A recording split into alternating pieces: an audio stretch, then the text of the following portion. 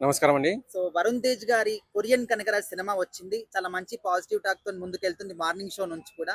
అయితే అదే షో నుంచి ఇంకొక నెగెటివ్ టాక్ కూడా వినిపిస్తుంది. ఈ సినిమాలో సీనియర్ ఎన్టీఆర్ గారిని అవమానపరుస్తూ కొన్ని డైలాగ్స్‌ని ఇమిటేట్ చేశారు అని చెప్పేసి అని అంటున్నారు.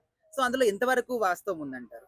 First of all senior NTR గారు కానివ్వండి, అటు చిరంజీవి గారు కానివ్వండి, మరెవరైనా కానివ్వండి, ఎవరైనా ఒక డైలాగ్ తీసుకుంటున్నారంటే ఖచ్చితంగా వాళ్ళని కాంటాక్ట్ చేస్తారు. సార్ మీ డైలాగ్స్ మేము పెట్టదలుచుకున్నాము. మీకు ఏమన్నా అభ్యంతరాలు ఉన్నాయా? ఈ డైలాగ్ అనేది ఈ రకంగా వస్తుంది మా దగ్గర. కొద్దిగా ఫన్ కోసం ఇలా చేయాలనుకుంటున్నాము. మీరు పర్మిషన్ ఇస్తే ఈ రకంగా మేము పెట్టుకోగలుగుతాం అని చెప్పి మొత్తం పర్మిషన్ తీసుకున్న ఆ తర్వాత సినిమా షూటింగ్ పెట్టుకుంటారు వాళ్ళు. ఇటువంటి జాగ్రత్తలు తీసుకుంటారు. ఈ మాత్రం జ్ఞానం లేని వాళ్ళు ఎవరైతే సోషల్ మీడియాలో కొన్ని వీడియోస్ వ్యూస్ పెంచుకొని డబ్బు సంపాదించుకోవాలని అనుకుంటారో వాళ్ళు చేసిన చెత్త ఒక రకంగా ఇది పైరసీ అన్నట్టు. అంటే అన్న ఇప్పుడు నార్మల్ గా మనం బయట ఏ స్టేజ్ పైన చూసినా ఎక్కడ చూసుకున్నా కూడా ఈవెన్ పొలిటిక్స్ లో కూడా బాలకృష్ణ గారు కావచ్చు, చిరంజీవి గారు కావచ్చు, ఒక సొంత అన్నదమ్ములాగా అనిపిస్తూ ఉంటారు. మరి నిజంగా వాళ్ళిద్దరు ఫ్యాన్స్ మధ్య ఇది గొడవ వాళ్ళ ఫ్యాన్సే పెట్టుకున్నారంటారా?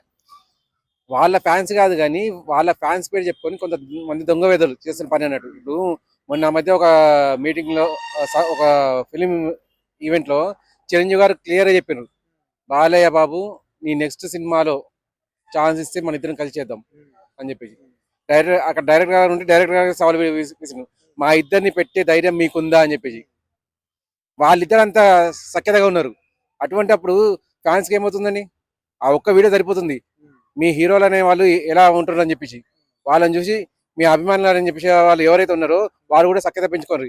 ప్రతి హీరో ఇదే మాట చెప్తున్నారు. అటు మహేష్ బాబు తీసుకోండి, ఇటు మన ప్రభాస్ గారిని తీసుకోండి, ఇంకెవరైనా తీసుకోండి, అందరూ కూడా మాట చెప్తున్నారు, మేము సఖ్యంగానే ఉంటున్నాము, మీ దగ్గర నుంచి గొడవలు వస్తున్నాయి, మీరు గొడవలు రాకుండా మీ ఫ్యామిలీని ఎలా పెంపొందించుకుంటారు, మీ ఫ్యామిలీకి మీరు ఆసరా ఎలా నిలబడతారు అది చూసుకుని చెప్పి చెప్తున్నారు. ఇప్పుడు ఈ సినిమా మీద టాక్ అనేది ఈ రోజే కాదండి, గత వారం నుంచి రిలీజ్ కాకముందు నుంచి నడుస్తుంది. ఇప్పుడు ఏమైందంటే కొత్త ట్రెండ్ కూడా స్టార్ట్ అయిపోయింది. ఏది నా ఒక సినిమా రిలీజ్ అవుతుందని నెగటివ్ టాక్ తీసుకొద్దాం, నెగటివ్ టాక్ మీద వ్యూస్ పెంచుకొని మన ఛానల్ కు డబ్బులు పెంచుకుందాం అని చెప్పి ఆలోచిస్తాం. అయ్యా అటువంటి డబ్బులు సంపాదించకపోయినా ఒకటే. అంటే అన్న ఇప్పుడు ఓన్లీ సినిమా గురించి అనే కాదు, ఇప్పుడు సినిమాలో డైలాగ్ అనుకుంటే ఇప్పుడు సీనియర్ ఎన్టీఆర్ గారు కావచ్చు, ఆయన కూడా హీరోనే, సినిమాల పరంగానే మాట్లాడాలి. సో ఇందులో పవన్ కళ్యాణ్ గారి మధ్యలోకి తీసుకొచ్చి 21 సీట్లు ఇచ్చి పక్కలో కూర్చోబెట్టుకున్నారు కదా టీడీ, అంటే నారా వాళ్ళందరినీ కూడా నందమూరి ఫ్యామిలీ బాలకృష్ణ గారు. ఈ ఒక్క డైలాగ్ తో క్లియర్ గా అర్థమైపోతుందండి ఆ టాపిక్ అనేది ఎవరు తీస్తున్నారు అని చెప్పేసి. ఇక్కడ అభిమానులు అనే వాళ్ళు లేరు. ఆ టాపిక్ తీసేది ఒకటే వర్గం ఉంది. వాళ్ళకి క్లియర్ తెలుసు ఎటుపడి వీళ్ళిద్దరి మధ్యలో గొడవలు పెట్టాలి. అటు నందమూరి ఫ్యామిలీ అంటే తెలుసు, ఇటు మెగా ఫ్యామిలీ అంటే తెలుసు. సినిమాకు పెద్ద దిక్కు ఆ రెండు కుటుంబాలే.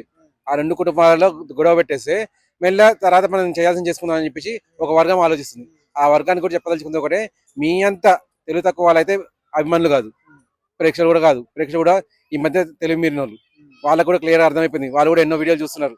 ఆల్రెడీ మా హీరో ఏం చెప్తున్నాడు, ఆ సినిమా రాకముందు వాళ్ళు ఏం చేస్తున్నారు, ఏం చెప్తున్నారు అని చెప్పేసి.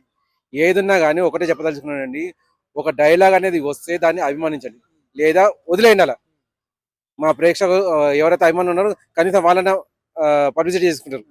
మీరు ఇలా నెగిటివ్ పబ్లిసిటీ చేసేసి సినిమా మీద నెగిటివిటీ పెంచుదామనుకుంటే రేపు పొద్దున మీకే మొన్న మధ్య రావని పరిస్థితి ఏమైంది, అటువంటి పరిస్థితి మీకు కూడా రావచ్చు. కాస్త జాగ్రత్త.